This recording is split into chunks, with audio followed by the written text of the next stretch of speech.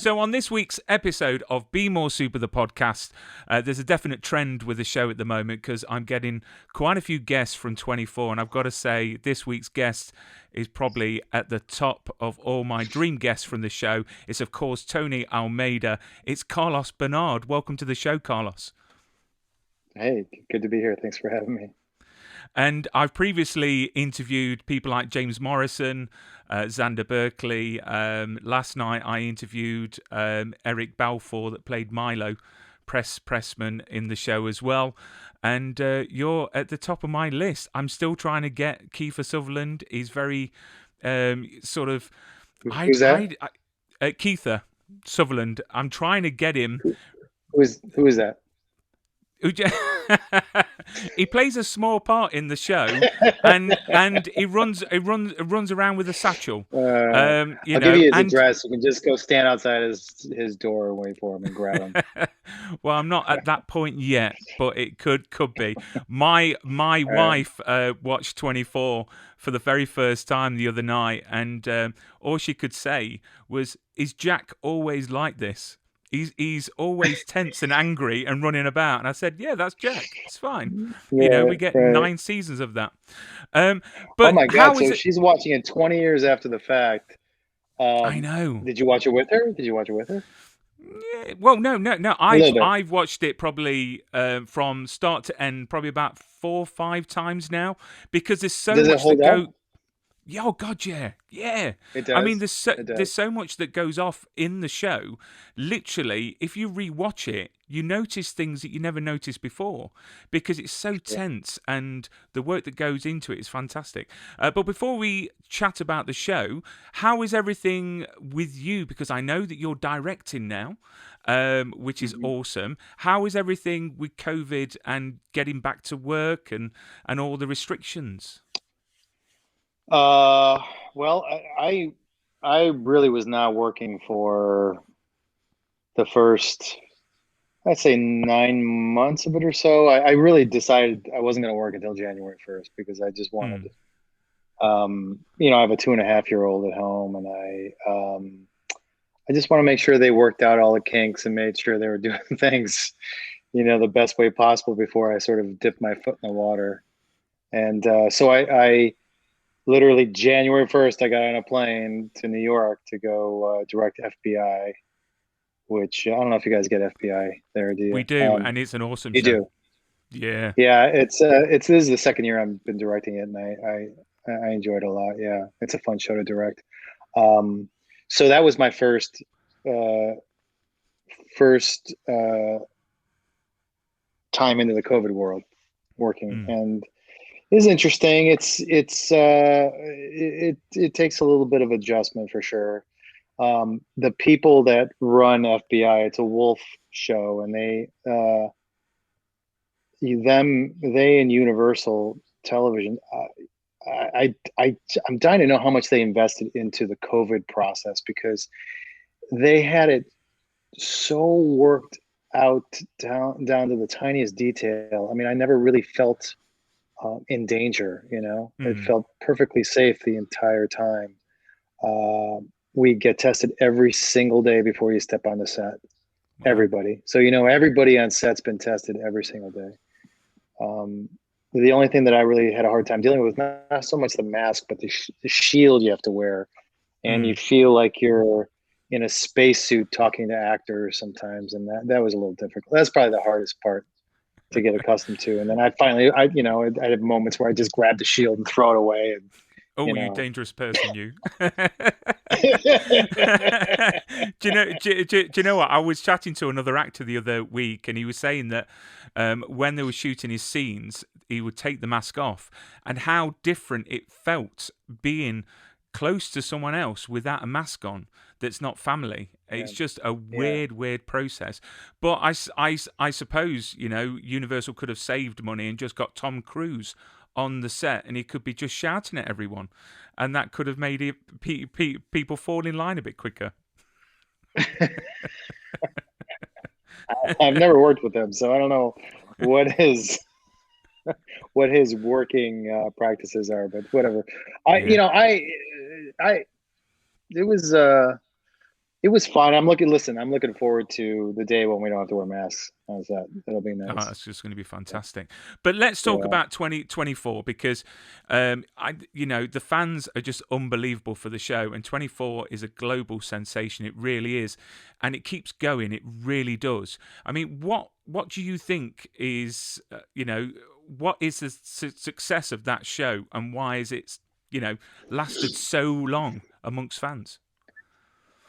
Um, I have no idea. Honestly, I really don't know. It's one of those things where I think, you, when it comes to television and films too, I think you just, if people knew why things were a success, they'd be pumping them out all the time.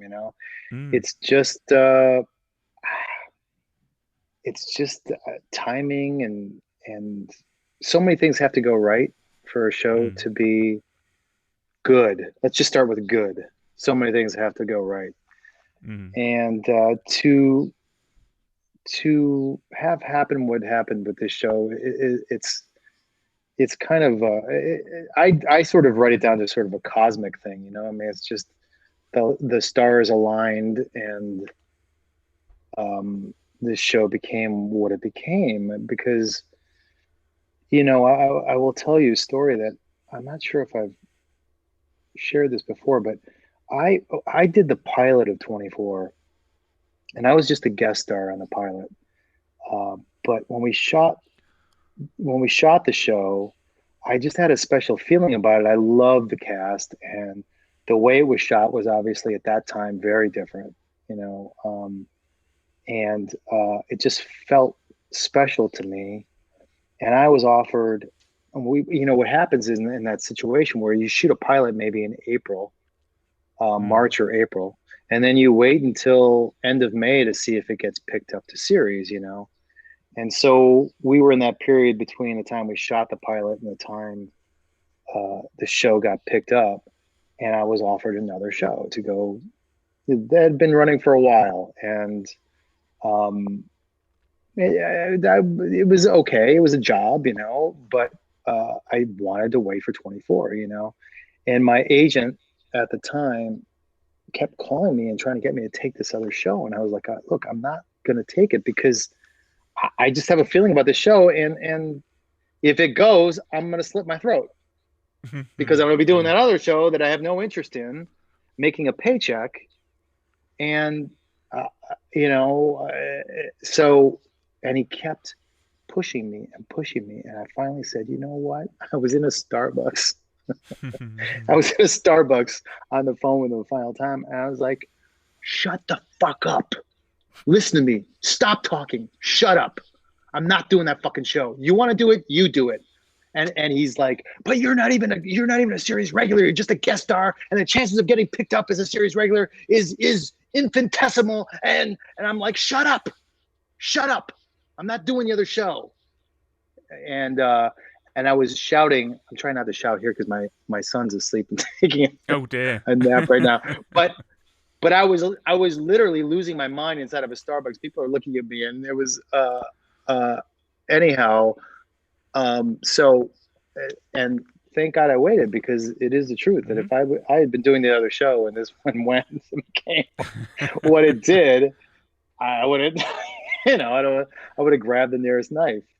But the Um, question is, oh, how well did the other show do? it's still on the air. Okay. Okay. No, no, the other show was a soap opera that goes Right. on forever. You know what I mean? I mean, those shows go on for years and years. Mm. I think the people that I worked with on that show are still doing it right now. You know, the point is that you know you well, I mean, another example of that of things just aligning the way they do is I was on a different soap opera like a year before 24, and I got fired from it. And I got fired Right. because I kept playing this character the way I wanted to play it, which was he was kind of a loose wheel Spanish painter. I thought it had a lot of humor.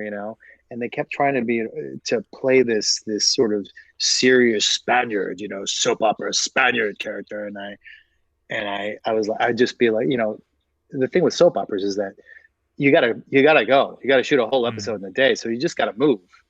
So you're only gonna get a couple takes of any scene. So they would give me a note, and I would be like, yeah, that sounds good. That sounds good. Yes, yeah, absolutely. And then I would just do it the way I want to do it.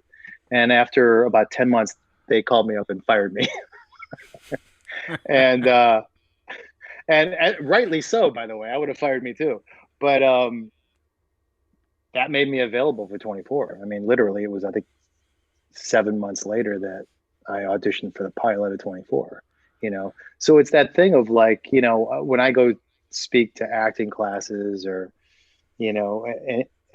any sort of young up and coming actors, I'm always like, look at you got to follow your heart. You got to do what you got to stick with what stimulates you, what turns you on, and follow your instincts, because that's all you have are your instincts. Otherwise, you're just following other people's lead and you're doing what they want you to do, But anyhow, so I don't know what we're back. The question was why is 24 successful? I have no idea. I really don't. I think it's just there was great people behind the camera, great writers, really fine directors. The crew was spectacular. The cameramen were spectacular. The editors were fantastic. That was sort of my film school for directing. I would go in and hang out with the editors. I would go watch them work. I would be on set when I wasn't shooting, watching and just soaking it all up. We had a cigar room in the studio where we would go. Anybody who smoked cigars would go up there and hang out, and all the writers did. So I would sit there with them and sort of pitch ideas back and forth with them, and it was all just. It was just a special group of people that came together. And then to add into it, in all the 7 years that I did the show, nobody was ever phoning it in. Nobody was ever taking it for granted. I think we always, all of us, including Kiefer, knew what we had, that it was special, that it was to be revered and treated properly and to put your best in every day and not take it for granted. And the crew as well. The crew was right there with you the entire time. We had such a small turnover in crew. It was, everybody was just sort of in it, in it to make it as best as possible. And so there's that element, but then you could do that and a show could still fall flat on its face, So a lot of that is timing as well, and what an audience is craving at the time, I guess, And talking about the pilot, Tony Almeida nearly never existed. It was Andrew Geller. Am I right in saying that? Have I got the information right? That is right. I don't remember now. I remember that, but yes, as you say that, yeah, that's right. Yeah. So your character was going to be called Andrew Geller, but thank goodness it was Tony Almeida, because that suits you a hell of a lot more. Yeah. Well, I think that's what happened. I think they cast me, and we were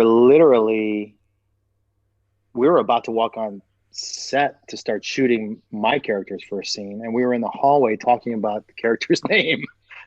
We were still trying to come up with a character's name, because Joel Surnow, who co-created the show, was like, we can't call you Andrew Geller. That's ridiculous. And so we'd been shooting names back and forth, and they'd come up with Tony Almeida, and then they came down at the last minute, literally the last minute before I'm going to go out on the stage and start shooting the first scene, and my name is used in the scene. And so we had to pick one. And so they come down, and Joel's like, well, we can't use Tony Almeida. We can't. It has to be Tonio Almeida. And I'm like, that's like a porn star name. It's Tonio. Who's called Tonio? Well, we can't clear Tony Almeida. And I'm like, that's ridiculous. Tonio Almeida. Tonio, you need to have a shirt open. That's what we have to go with. That's what we have to go with. So I'm sitting there in this scene, and I'll never forget it. Kiefer comes walking into the office, turns to me, and he's like, Tony, and he's like, what the hell's your name? What's his name? And they're like, Tonio. He's like, Tonio. God bless him. He's like, I can't call him that. I'm calling him Tony. I can't call him that. And so we shoot the scene. He calls me Tony, and there it is. And it was, thank God. Good old Kiefer. Because Tonio would have been killed off in episode 3 for sure. Oh, do you know what? Tonio would be a soap opera actor with a shirt open, hairy chest, and medallion. Romance novel or character, yeah. Right? Yeah, absolutely. Yeah. So, talking about your character as Tony Almeida, how much of that character was you, and how much of the character was created by the show?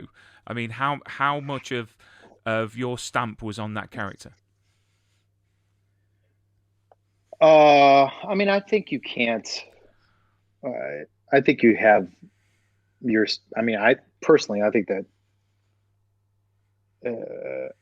I guess I can't speak for other actors, but for myself, there's a large part of yourself in every role. I think if there isn't, there's usually something that bumps me if that's the case with actors. I mean, even somebody like Daniel Day-Lewis. I mean, I'm sorry, there's going to be a large part of who he is in that character, no matter how much he transforms himself. So, yeah, there's a lot of me in the character for sure.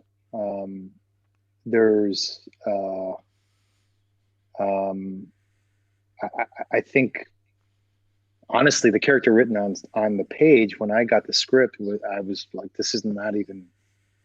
I don't have a prayer in getting this. I don't even know why I'm going to go in and read for this, honestly. And because of that, when I went in to read for the show, I remember being in the waiting room talking to friends that were there waiting to go in and read. And I had so little on it because because the part was wrong for me, and it was much more intellectual character, much more sort of tech oriented character. And I was like that. So I think what happened is that it's just not even remotely similar to the character. So I think there is a large part of me in the character. I shaped it, and they wrote for that. One of the things with television, especially, is that they'll write for an actor. They'll give you a lead. You can give them a lead as well, and that's sort of how a lot of characters develop on television. So yeah, I think there's a large part of me in it, probably. And what sort of training did you have to go through for the role of Tony? Because we see Tony handling guns, fighting on screen, jumping about. I mean, what sort of training goes into that for an actor? Well, I had competed in martial arts. I from the time I was like 9 years old, I think I was always involved in martial arts. So the fighting part, and I'd done a lot of stage combat as well. So between those two things, the fighting part was something that was already a part of me. But and although I had handled guns before on shows and films, there was a little bit of training with the guns and going out to a range and sort of learning how to shoot them properly and hold them properly and all that stuff. Yeah. And did you ever get injured on set, during the shooting?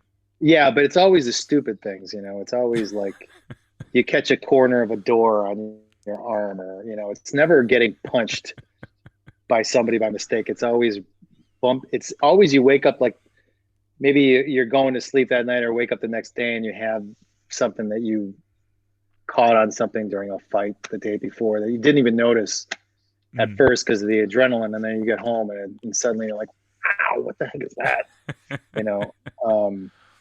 So just like just the nicks and scrapes and bumps, nothing serious. I mean, looking back at your character, because obviously, as you mentioned, like 20 years ago, the show started. Did you ever imagine Tony to have such a character arc through those seasons to where you are now? Because that's just astonishing. It really is. No, it was really pretty special. I knew, again, when we shot the pilot, I knew that there was potential for the character. I knew there was a great place to go with that character.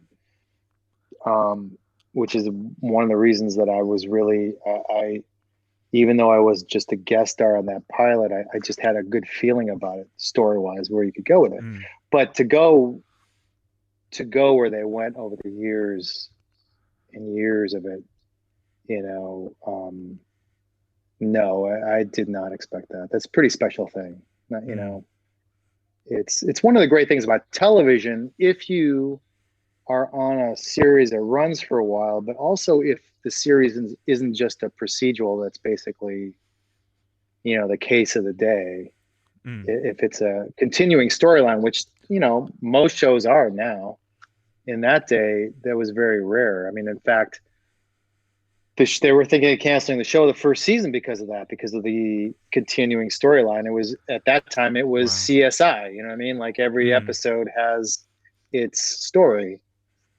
And so one of the problems with that show at the time was the continuing storyline, which of course now is pretty much every show. Mm. And that's what's wonderful about it. It's like a book. You just keep going with those characters. But that was pretty special about that, particularly back then. Yeah. Uh, and we see you share the screen with many actors, some By the way, amazing they did have to, I'm sorry, they did have to yeah. write, Fox asked them to write a spec script for season 2 where the show turned to every episode was its own story. And they were Right. thinking of doing that for the second season and then ended up Oh not doing no. it, thank God. Thank goodness, Yeah. because could you imagine That's that one episode? It's like no, no, it doesn't no. make it what it is. Um, Right. so you share the screen with so many wonderful actors. Who has been Yeah. your favourite to share the screen with? Acting opposite. On that show, Yeah. um, man, I love working with Cherry Jones. Um, uh, um, who else? There was a great scene with John Fort. Season 7. I'm sorry, John. I'm sorry, John. John Voight, is that how John you Boy. Oh, say it? I loved Yeah. working with John Boy. I loved Yeah. working with John Boy. Yeah, he was one of my very favorites. It's funny. John Boy, oh my God, he was such a joy to work with. He really was. He's such a good guy. And he came in the very first day we were shooting together. He came into the makeup trailer and he comes up and introduces himself. And I'm sitting in the chair and he's standing up. He's like, hi. He goes, I just wanted to introduce myself. And he says, I'm John Boyd. I said, hi, how are you? He goes, he looks at me, he looks me up and down. He goes, Tony Almeida. I just need to take you in a little bit here and it was just kind of, he was already in character. He was already in character. He was already like, what is it I'm up against here? I mean, he was sussing it out right there. It was hysterical. I mean, he was a lot of fun to work with. Yeah. I bet. Yeah. But yeah, some great actors. And do you ever keep in touch with any of the cast? Are they on speed dial? Do you text every now and I do. again? Or Every once in a while, I will tell you a funny story. I just came back, flying back from Miami to LA, and I was, we have to. My son's 2.5 years old, so we try to get night flights, right? We try to take off at about his bedtime, like around 9 o'clock or so, right? And I couldn't get 3 seats together on this flight. So I was like, I bought, but I had to get back. So I bought these 3 seats that were separated, and I called ahead the day we were flying to see if I could move them together. And they're like, we can't do that. You're going to have to try at the gate before you get on the plane. So we go to the gate early and we ask the guy at the gate, hey, any chance you can move these seats together? Because we have a 2.5-year-old and I don't think anybody really wants to be sitting next to him. And apart from us also, and blah, blah, blah. So he gets two of them together. He couldn't get a third one together. He goes, well, we can ask the person sitting there if they would switch with you. That's our only option. I'm like, oh, okay. So he gets on the mic. He goes, Marilyn Rice Cup. Marilyn Rice Cup. It was Mary Lynn. Oh my God. Who was sitting in the seats. How funny. How funny. Chloe. She comes walking up, and I'm like, what are the odds? What are the odds? Imagine? Can you imagine the people I mean, there? I kept looking at her. She's looking at me. I'm like, wait a second. What are you doing here? And of course, she was like, no, I won't switch with you. Bless you. Bless you. But that was unbelievable. That was this last weekend that it just happened. Yeah. So, and yeah, I've been in contact with Marilyn. I actually tried to get Marilyn to act on an episode of Hawaii Five-0 I was directing. There was this comic character that I thought she would be great for, and she was like, she had another job that was conflicting, and she was trying to work it out. She couldn't get free to do it. That would have been a blast. Well, you know what? I was chatting to James Morrison the other day, and I said that you were going to be on the show, and if he had any gossip. He said he wasn't there, but I don't know how much truth is in this. Apparently, you got arrested on the set of 24. I mean, what is that about? Can I hear it? And could you tell me more? Oh, yes, I can tell you more. So, this was season, oh gosh, I don't remember what season. I think it was season 4, maybe. It was season 4, I think. Yes. And oh my gosh, what's her name? The actress. Oh gosh, I'm blanking. She's really great. She played the terrorist woman in the pilot. Mandy. And then Mandy. Yes, she played Mandy. Yes, Mandy. Yeah. Kirshner. Mia Kirshner. Yeah. Mia Kirshner.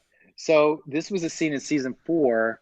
We were shooting a parking garage the entire day, about 2 hours out of LA, hour and a half out of LA. All the scenes that day were in this parking down there in this area. And it was basically Kiefer, myself, and Mia in all the scenes, just us. So we had the whole encampment out there, right?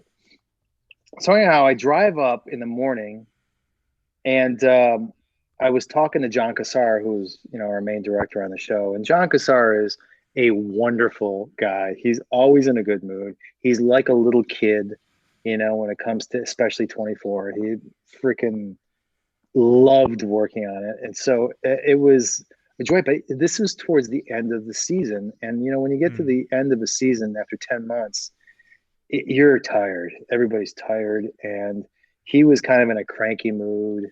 And I was like, I pulled up and I get out to go into my trailer, and Mia's sitting outside of hers, and she goes, hey, how's it going? I'm like, good. How you doing? She goes, I'm really good. I'm feeling mischievous today. And I go, oh, really? She goes, yeah. I go, you want to play a practical joke on John Cassar?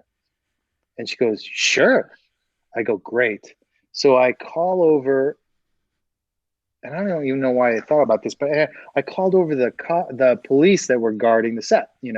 There are guys that are on duty and guys that are off duty, and these guys were on duty. And I called them over and I said, hey, would you like to play a practical joke on our director? And they're like, sure. and I go, great. Why don't what time are you guys off at? They go 3 o'clock. I'm like, perfect.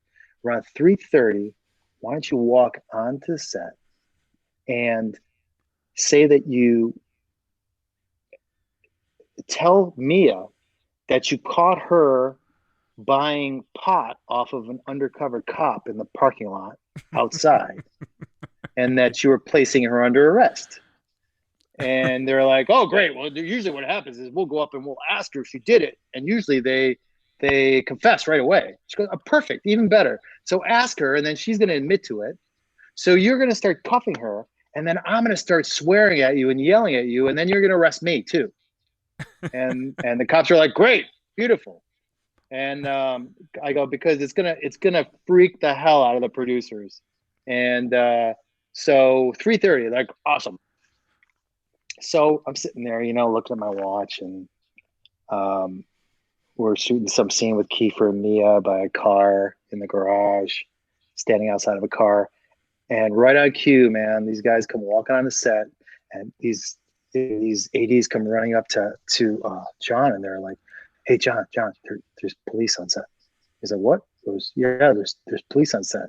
So we go walking right up to Mia, and they said, "Ma'am, did you our undercover officer said that you bought marijuana off of him out in the parking lot?" She's like, "Yeah, so."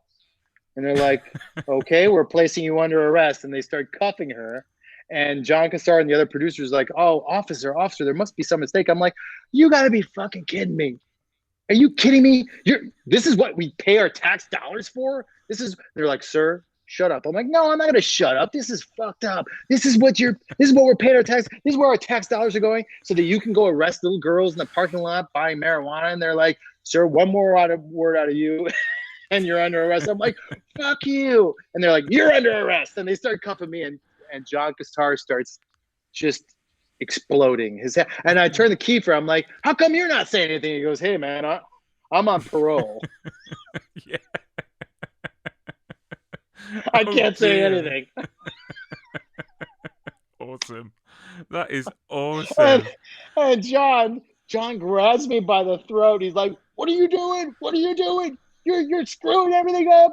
And I took a camera out of my pocket, and I just clicked a picture of his face.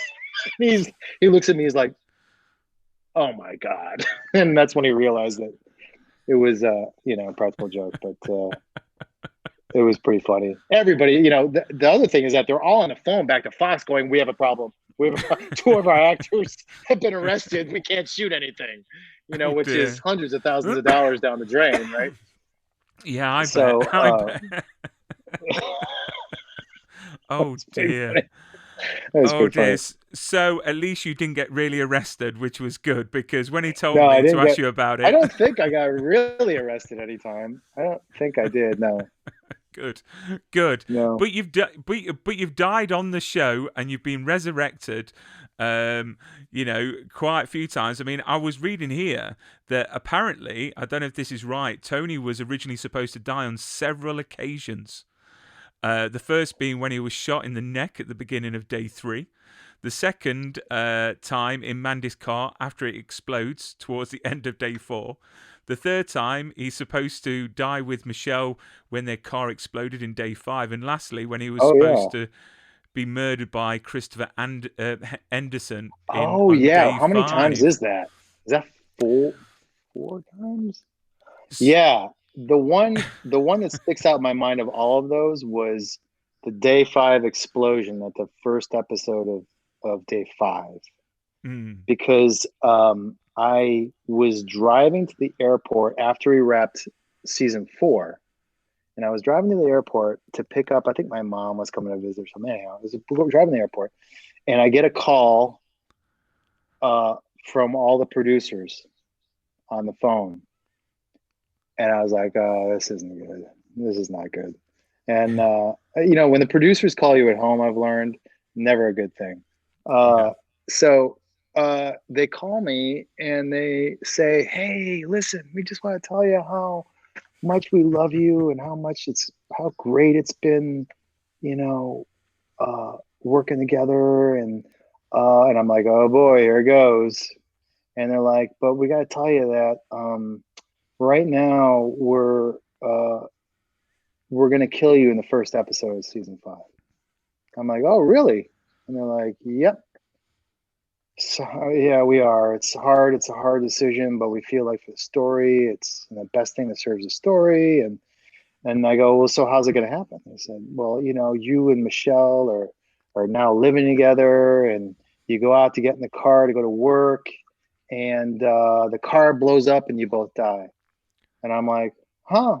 I go, "Oh, well, seems to me like you're wasting a good story there, but okay."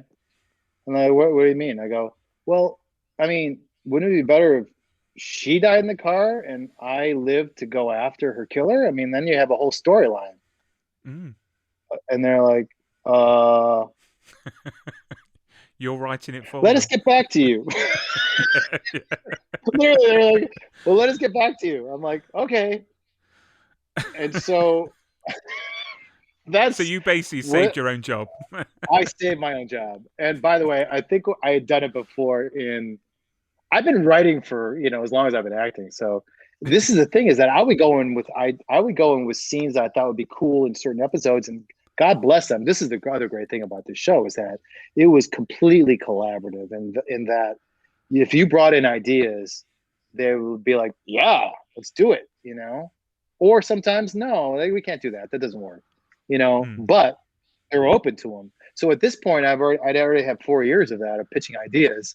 So it was natural. And like I said, we would sit around a cigar room and pitch ideas back and forth about things. And that's just the way we were together. Mm. So at this point, it wasn't that outlandish for me to come up with an idea like that. But yes, I did. I saved my own ass. And talking about scripts, season 7 or day 7, I've got to Was say, off of that idea, by the way. That was season it? 7 came from that. Well, that's where that idea Oh yeah, of started, course, right? yeah, yeah. Anyhow, And that day, you go from you know, good, bad, good, bad, good, bad throughout it. It's like literally, are you on Jack's side? Are you on the other side? And are you a yeah. double agent, triple A? How far in advance did you have the script and knew the storyline? Because it must have been crazy for you to get your head around the fact of the scenes and putting your head into Tony's character. Well, you wouldn't get scripts that far in advance. I would get ideas from them, where it's going to go and stuff. But Mm, um, I think the thing is that what helped me with this show, especially that season, was my character's objective was to be the good guy mm, in their eyes. I mean, anything. I want them to believe me no matter what is going on, right? mm, So to me, it was, I guess to me, I was always going on, my character needs to get the killer to my wife. That's what it's mm, all about, no matter what. No matter I'm considered a good guy, a bad guy, whatever it is and in the audience's eyes, my mm. character's objective is to get to the guy who killed my wife.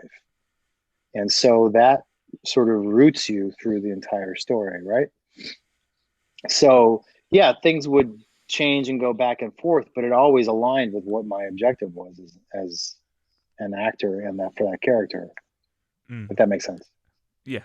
And then at the end of that, we see you disappear. And then 24 ends and the world mourns. And then all of a sudden, we hear 24 Legacy is coming to our screens. And you make a surprise appearance. And then you're in 24 Legacy, which I've got to say is stunning. And you're the only original cast member from the 24 previous to be in Legacy. What was it Yeah. like to have finished that journey with 24 and then come into 24 Legacy?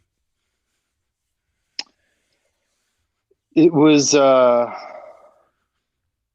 it was interesting because um,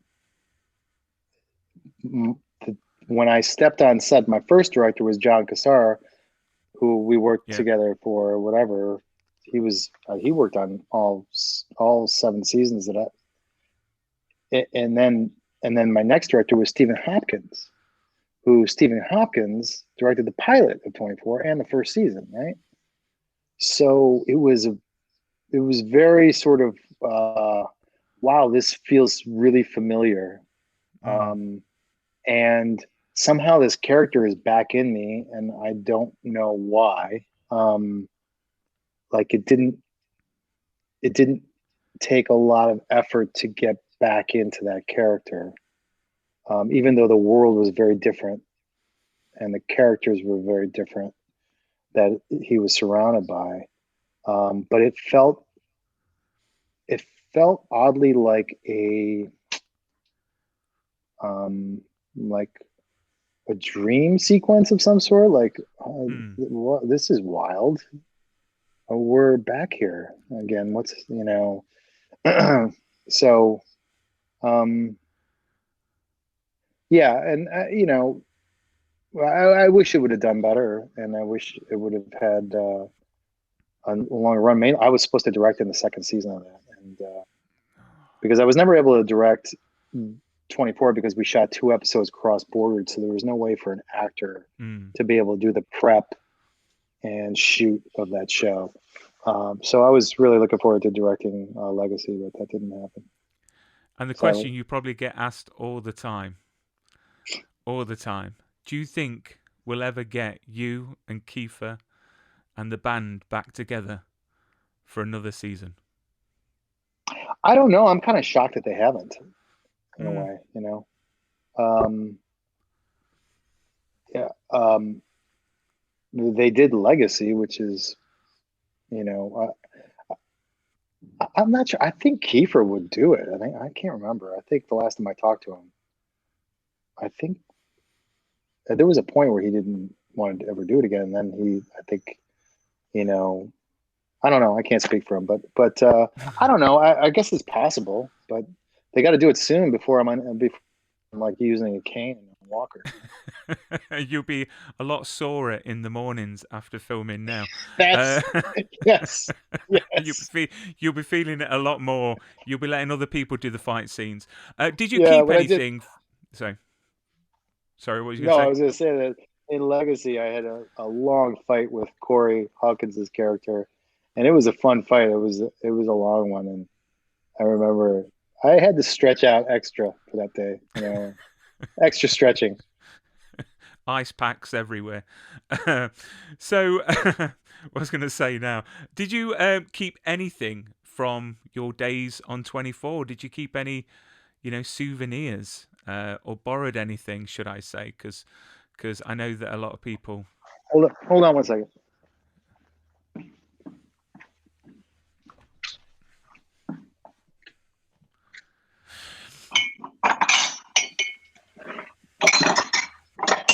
Ah, yes. It sounded like you was making a drink. Wait there. I'm just going to have a look. Oh, no, I can't see it. There we go. There There we we go. go. Ah, the mighty Cubs. Yes, that you had in near enough on the table in scenes. Go. I get fan mail to the Cubs mug, by the way. Do you really? Yeah, they call it Cubby. I've had fan mail songs written to Cubby. Oh yeah, yeah. I kept a few things. I kept a few little things. Yeah, yeah. Because I think I I still I have my actually jacket from one show and from one do episode, one season. because the sponsors of my show, Prop Store, they sell TV and movie screen used costumes and props, and I Yeah. actually bought a Keith Sutherland's shirt and jeans from day five because Oh that was really? all. Oh, yeah, yeah. So and he's small. Is he really that small in real life? Yeah. I don't He's know why I just said that. I've he's met him a twice. he's a skinny little guy. Yeah. Yeah, Yeah. I've seen him in concert a couple of times with his Yeah. band, and he's actually really Yes. good. So I'm really pleased for him because many actors go into music and they're Yeah. not very good. But Uh-huh. Kiefer, taking the acting aside, fantastic musician and singer. Um, That's great. so I've only seen a music video of his, but yeah, I agree. Yeah, he's good. You should go Hmm. go and see him. And then quickly before we wrap up this wonderful conversation about everything 24, I've got to mention Supergirl because you was on an episode of that, which for all the CW fans out there and Supergirl fans, you play Sheriff Oscar Rodas on that show, and your storyline was quite a sensitive one and was quite a good storyline. I mean, how was that like to film? Because obviously you were the doting father that had sort of difficulty accepting his daughter's sexuality. I mean, how was that to film? Was that quite a challenge for you? It's why I did it. I liked that. Mm, I really like that storyline a lot. The combination of his fear for his daughter, um, uh, and his perception of the United States in a Trump world, really. Uh, mm. But it's all and changing. It's all changing. It's all getting better I think so. I slowly. feel like it is slowly. Yeah. But yeah, the being Mexican American in the U.S. and then also having on top of that uh, having a daughter who's gay and being worried Mm, for her well-being, and being a little bit stuck in the past, you mm, know. It's definitely a generation thing, and I Hmm. think inclusion and diversity is a massive issue at the moment. I mean, if you could change anything about Hollywood, would that be the start of it? Because Hollywood at the moment seems quite broken because there's always something, you know, bad. It's never rosy, as they say. Well, I mean, look, Hollywood. My perception of Hollywood's always been that um, it's filled with people, myself included, who come from dysfunction, right? Who come from highly dysfunctional families, I think, at times. Mine wasn't highly dysfunctional, but it was dysfunctional. We had our problems, we had our issues. And I Mm, think that uh, good artists usually come from that sort of a background. I think people that come out to Hollywood to sort of bag the elephant, so to speak, or trying to prove something, or um, they've got issues to deal with, right? yeah, So when you build an industry on that of of it's not to say they're not good people. I'm just saying, and I'm by the way throwing myself in the lot. When you build an industry with people who have a sort of come from a dysfunctionality, you're going to have issues. You're going to have mm, issues, and it's never going to be perfect. mm. And there's Well, mate, absolutely well, things that can be addressed, and continue to be. yeah, and hopefully one day it will be rosy, and we'll all recognise that we're the people I of don't think it'll Earth. ever be rosy. I don't think it'll ever be rosy. No, No, I don't think so. I think we can strive for it, but I don't know that. I think um, I don't know. It's an yeah, it's it's a an big interesting subject though. industry to say the Yeah, least. yeah. Yeah, I mean, it's a big it's a subject. big it's a big subject, but I suppose we can start with our kids. I think it's definitely a generational That's thing. right. You're right about that. Yes, you're right You about know. that. Because my daughter's a senior in high school right now, and I will tell you that they absolutely think and act differently, and Mm. it's wonderful to see. It's really wonderful. But isn't it great? Because I've got a 3-year-old Hmm. little girl, and a 7-year-old little girl as well. And to think that we're us as parents, we've got the responsibility and the opportunity to make them grow and not see color or race or anything bad, and do our best that way. So yeah, Yeah. definitely a generational thing. And what's next for you that we can see you in, or what you've directed? I know you just said that you was doing FBI Most Wanted. Yeah, I just directed an episode of the original FBI, and then an episode of FBI Most Wanted. Um, I'm not sure when they would air in the UK. They just aired in the US. Um, and honestly, I am right now just sort of shutting it down for a few months. My daughter's got a few months left in her senior year in high school, so I just want to be here and be with her. And then I don't know. Let's see what I and do after and that.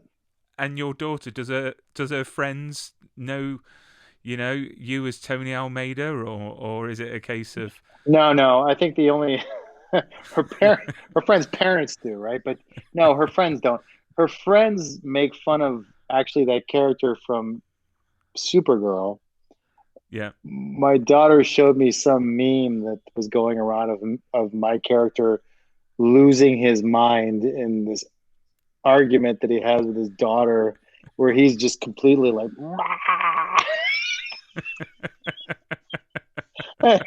I can't remember what the caption was, but so no, they don't know me as Tony Almeida. Oh, No, oh, no. Carlos, thank you so much for giving me your time. It's been an honor and a definitely tick off my bucket list. And I can't wait to see more of FBI. Most wanted, and you've directed MacGyver as well, which I think is an awesome show, which is Yeah, a MacGyver. great. I mean, I watched the original back in the 80s with Richard Yeah, Dean yeah, Anderson. yeah, Yeah, yeah, and this is just fantastic. And Magnum PI, so you're yeah, doing an absolute yeah. sterling job, and you'll forever be my Tony Almeida. And I've got to say, I was quite scared to do this interview because your character scares me a bit because you don't know which side of the fence that they're on. But I like to think that he's a loyal person that will always have your back, sort of. I like to think of that. I like to think that too, but I like Well, to thank think you, that too. Carlos. All the best. I hope your family keeps safe and look after yourself. Nice meeting you, Brian. Take care.